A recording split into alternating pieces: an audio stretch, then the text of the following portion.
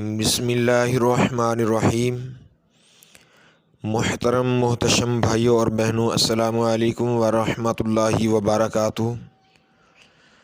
On line Islamic teacher میں خوش آمدید۔ آج کی ویڈیو میں آپ کے لیے بہت ہی قیمتی چیزیں اور چند ایسی باتیں جو بہت ہی اہمیت کی حامل ہیں وہ لے کر حاضر ہوئے ہیں۔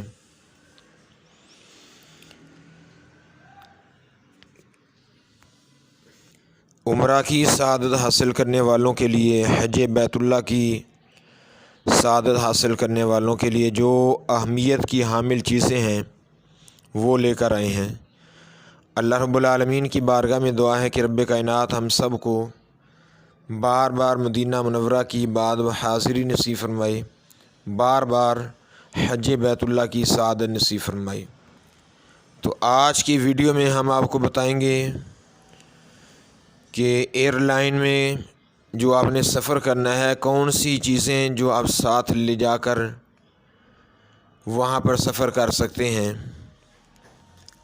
کون سی چیزیں ہیں جو آپ وہاں پر نہیں لے جا سکتے۔ اس میں سب سے پہلی بات یہ ہے کہ بیگ جو ہے اس کا وزن کتنا ہونا چاہیے، ہینڈ کیری ہے اس میں کون سی چیزیں نہ رکھیں، اور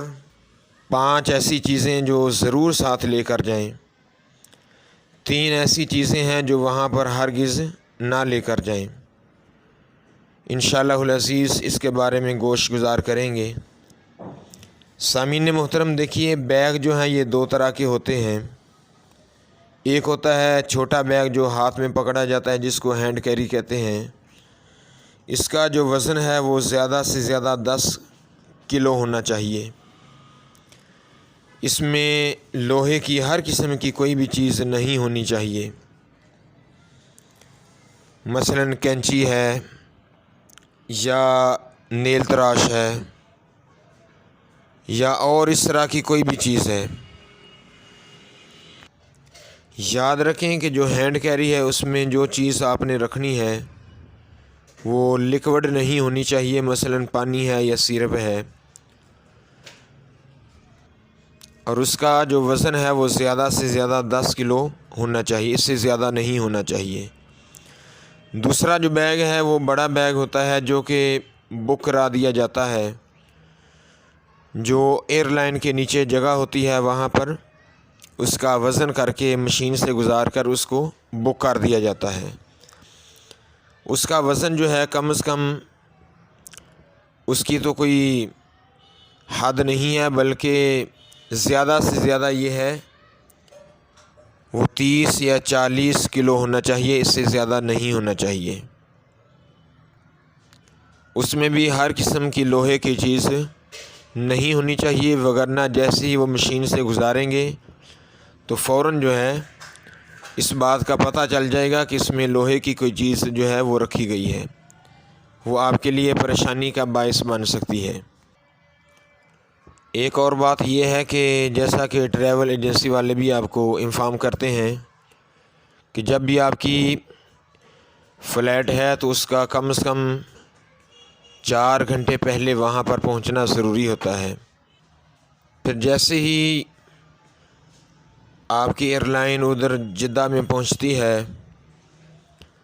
ادھر دیکھنے میں آتا ہے کہ اکثر اوقات جو ہے وہ طبیعت نڈھال ہو جاتی ہے،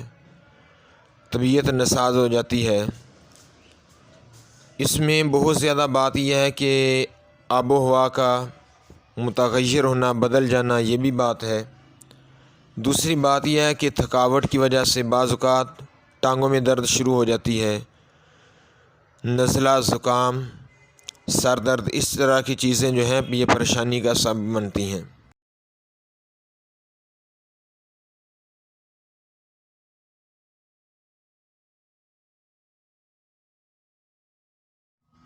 اصل میں یہ بات ہے کہ جب آپ جدہ پر پہنچتے ہیں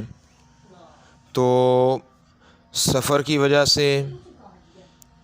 اور تھکاوٹ کی وجہ سے بعض اوقات جو ہے یہ ٹانگوں میں درد شروع ہو جاتا ہے، سر میں درد شروع ہوتا ہے، کھانسی، نزلہ، زکام ہو جاتا ہے۔ تو اس سے بچنے کے لیے یا اس کا مؤثر جو حل ہے وہ یہ ہے کہ آپ جب بھی عمرہ کی سعادت کے لیے تشریف لے کر جائیں تو پاکستان سے ہی یہ جو بنیادی چیزیں ہیں یہ صحت کے لیے ضروری ہیں، مثلاً سر درد یا نزلہ زکام یا ٹانگوں میں درد،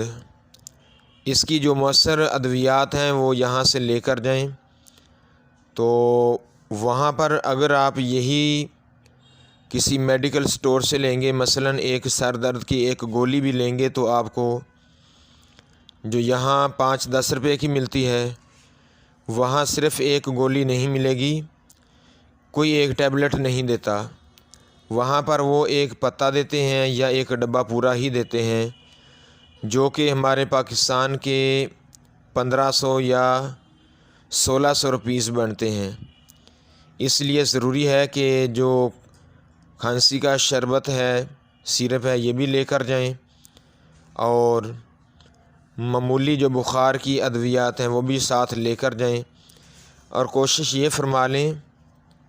کہ جب یہاں پر پاکستان میں آپ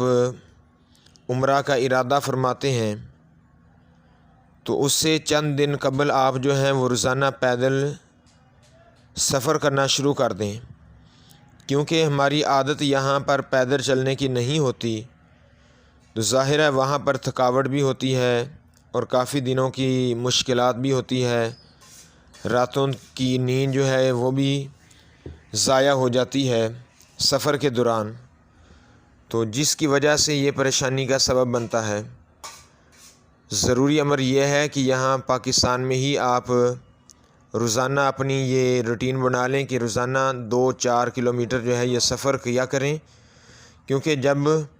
آپ مکہ میں جائیں گے، مدینہ منورہ میں جائیں گے، چاہے آپ کا ہوٹل جو ہے، رہائش جو ہے قریب بھی ہوگی، پھر بھی نماز پنجگانہ ادا کرنے کے لیے بار بار جانا پڑے گا، تو اگر ہماری روٹین صحیح نہ ہوئی، پہلے سے نہ ہوئی، تو ہمارے لیے بہت ہی یہ مشکل مرحلہ ہوگا۔ دوسری بات میں نے یہ ادویات کی تھی کہ کھانسی کے لیے سیرپ لے لیں، بخار کا جو ہے وہ سیرپ وغیرہ لے لیں، نزلہ زکام کی کوئی ٹیبلٹ وغیرہ رکھ لیں، اور کوشش فرما لیں کہ پاکستان میں سے کسی ڈاکٹر کی جو ہے وہ کوئی رپورٹ وغیرہ ساتھ لے لیں، تاکہ کسی قسم کی پریشانی وہاں پر ایئرپورٹ پر بھی نہ آئے، کیونکہ بعض اوقات ایسے ہوتا ہے کہ کوئی بھی ادویات ساتھ لے کر جاتے ہیں تو وہ وہاں سے بیگ سے ہی نکال دیتے ہیں۔ اگر آپ ساتھ کوئی ڈاکٹر کی رپورٹ وغیرہ لے کر جائیں گے جس کے اوپر لکھا ہوگا کہ یہ مریض ہے، اس کے لیے یہ ضروری ہے، تو پھر وہ اس کو ساتھ جانے ہی دیں گے۔ اس کے بعد پاؤں میں پہننے کے لیے ایک سادہ سی چپل ہوتی ہے، جس کے لیے ضروری ہے کہ پاؤں اوپر سے کھلا ہونا چاہیے، وہ بھی کوشش فرما لیں کہ یہاں سے ہی لے کر جائیں، اور اس کا چھوٹا سا ایک تھیلا سا بنا لیں تاکہ اپنے جوتے جو ہیں وہ آپ محفوظ کر لیں۔ وہاں پر جو کھانا لیا جاتا ہے وہ کم از کم 2 سے 3 آدمیوں کا ہوتا ہے۔ اگر آپ اکیلے جا رہے ہیں تو ساتھ میں الیکٹرک ایک ہیٹر ہوتا ہے، وہ ساتھ لے جائیں کہ اگر ایک وقت کا کھانا ہے وہ دوسری بار بھی آپ اس کو گرم کر کے تناول فرما سکتے ہیں۔ اسی طرح اگر آپ چائے پینے کے عادی ہیں تو وہاں پر بہت مہنگی قسم کی چائے ہوتی ہے، اور وہ صرف قہوہ سا ہوتا ہے اور صحیح انداز سے چائے نہیں ملتی۔ اس کے لیے بھی ضروری ہے کہ آپ چائے کا جو الیکٹرک چائے ہے وہ ساتھ مل جاتی ہے، وہ لے کر جائیں تاکہ آپ کو وہاں پر کسی قسم کی پریشانی نہ ہو۔ اس کے ساتھ ساتھ آخری بات ہے کہ وہاں پر جو ہے یہ جو بورڈ وغیرہ لگے ہوتے ہیں بجلی کے، اس میں چارجنگ کے لیے بڑا مسئلہ پیش آتا ہے، بعض اوقات جو ہے اس میں 3 فیس ہوتے ہیں یا اس کے علاوہ ہوتے ہیں، تو اس کے لیے اگر آپ کا وہاں پر زیادہ موبائل کا استعمال ہے تو جو پاور بینک ہے اس کو بھی ضرور ساتھ لے کر جائیں تاکہ آپ کو کسی قسم کی پریشانی نہ ہو۔ یہ تھیں چند وہ باتیں جو عمرہ کے لیے، حج بیت اللہ شریف کے لیے بہت زیادہ اہمیت کی حامل ہیں۔ اللہ رب العالمین کی بارگاہ میں دعا ہے کہ رب کائنات ہم سب کو بار بار گنبد خضرا کے نظارے نصیب فرمائے۔ آمین آمین بجاہ النبی الامین۔